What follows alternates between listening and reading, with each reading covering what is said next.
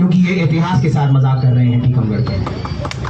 जो टीकमगढ़ का इतिहास है उसके साथ हम किसी को नहीं खेलने देंगे।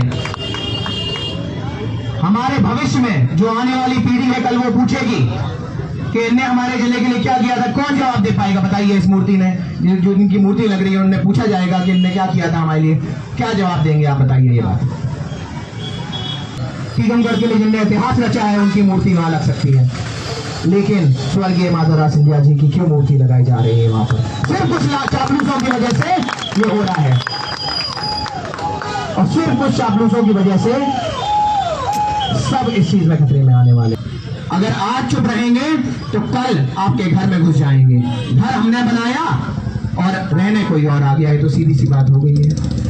इसलिए मेरा सबसे यही कहना है कि जाग जाइए, अभी भी देर नहीं है।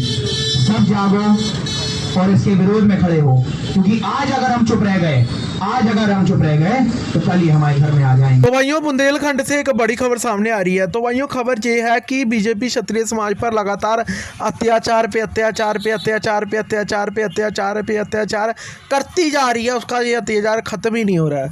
अब बुंदेलखंड में जो एक इलाका है टीकमगढ़, उसको 1780 में बिक्रमजीत सिंह ने उसकी स्थापना करवाई थी। उसका पहले नाम तहरी था, बाद में टीकमगढ़ उसका नाम पड़ा, जो कि ओरछा के महाराजा थे, बुंदीला राजपूत थे।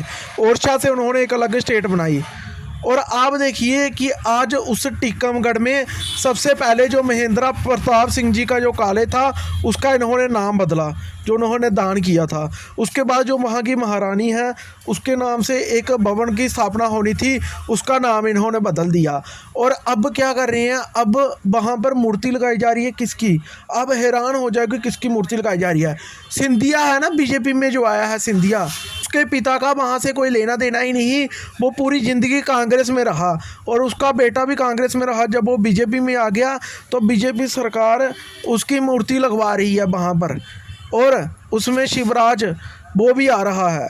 तो देखिए बीजेपी आरएसएस की ये दोगली नीति, जो कि ये संतरी, जो नागपुरी संतरी जो नीतियाँ ये चल रही हैं वहाँ से हो रही हैं, और क्षत्रियों का इतिहास छिन्न भिन्न करने में लगे हैं।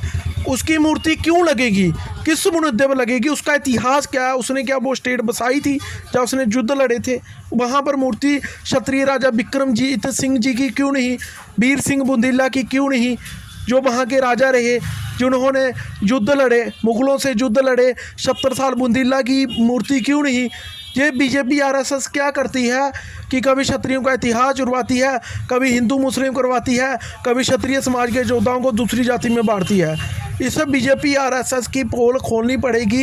ये हर जगह क्षत्रियों पर लगातार अत्याचार कर रही है और क्षत्रिय समाज का इतिहास ख़त्म करने में लगी। अगर आप सभी चाहते हैं कि हम क्षत्रिय समाज की लड़ाई और हो रही इतिहास चोरी की लड़ाई पर ऐसे ही अपनी बेबाकी से आवाज़ उठाते रहें, तो आप सभी वीडियो के स्लाइड में एक ऑप्शन होगा थैंक्स के जरिए आप सभी हमारी मदद कर सकते हैं, ताकि हम ज़्यादा से ज़्यादा बेबाकी से खुलकर क्षत्रिय समाज की हो रही इतिहास चोरी और क्षत्रिय विरोधी लोगों को मुंह तोड़ जवाब देते रहें।